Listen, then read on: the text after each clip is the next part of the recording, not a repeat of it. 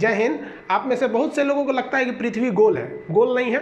कुछ लोग को लगता है चपटी है, चपटी भी नहीं है। कुछ कहते हैं संतरा की तरह है, तो कुछ कहते हैं नारियल, छुहाड़ा, मौसम्मी, ये सब कुछ नहीं है। समझिए पृथ्वी है कैसे।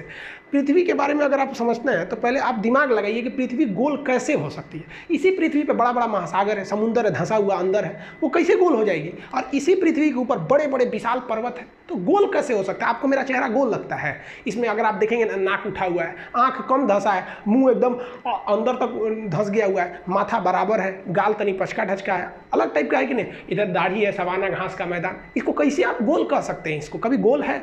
अगर आप पृथ्वी को गोल या फिर नारंगी संतरा कहते हैं, इसका मतलब आपके अंदर सोचने विचारने की क्षमता उतनी नहीं है। समझिए आखिर पृथ्वी है कैसे। इसको समझने के लिए आपको 20 करोड़ साल पहले जाना पड़ेगा। 20 करोड़ साल पहले पृथ्वी जो थी वो इस शेप में थी। बीच में एक बहुत बड़ा सुपर कॉन्टिनेंट, विशाल महाद्वीप था जिसका नाम था पेंजिया।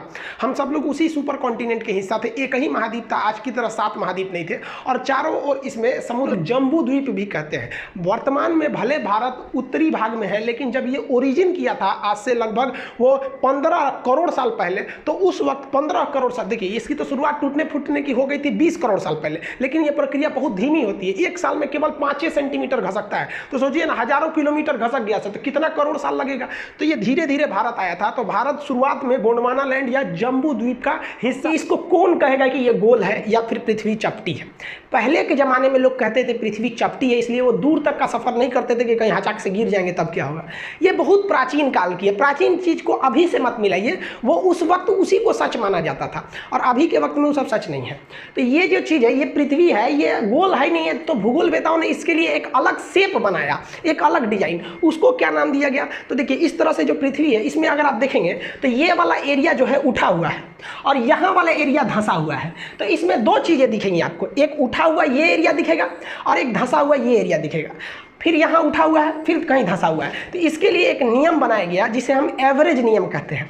एवरेज नियम कहते हैं कि धंसा वाले से थोड़ा उठा के उठा हुआ से तनी सा नीचे करके, यानी इन दोनों के बीच में एक शेप ले जाते हैं। तो देखिए ये जो रेड लाइन गई है, ये रेड लाइन, ये उठा हुआ से कम है और धंसा हुआ से ज़्यादा है। तो ये एवरेज लाइन जो खींच दिया गया है ना, ये एवरेज लाइन वाली आपकी आकृति गोल दिखती है।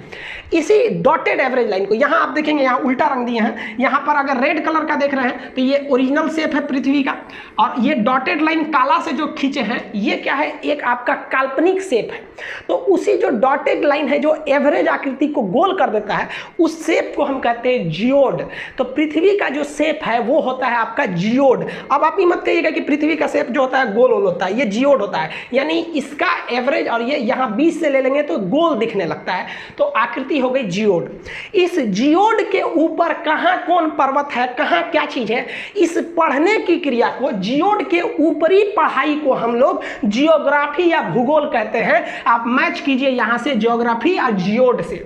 लेकिन इसी जियोड शेप को अंदरवा घुस के पढ़िएगा, भोंक भांक के अंदर घुस जाइएगा, बकोट वकोट के अंदर, इसे सूरज ज्वालामुखी कहां से आ रहा है, भूकंप कहां से आ रहा है, इसके अंदरवा घुस जाइएगा ना, तो जियोड के अंदर घुस के अध्ययन को हम लोग जियोलॉजी कहते हैं। भूगर्भ विज्ञान, जियोलॉजी, यानी ज्योग्राफी और जियोलॉजी दोनों जियोड में है। एगो ऊपर पढ़ी, एगो अंदर पढ़ी। जूलॉजी मत सोचिएगा, ये तो जूलॉजी Z होता है, जूलॉजी वाला। ये तो डॉक्टर उधर पढ़ता है, इसमें भेड़ बकरी आदमी मानव ये सबको पढ़ा जाता है। बॉटनी में पेड़ पौधा को, तो जूलॉजी अलग है, जियोलॉजी होता है।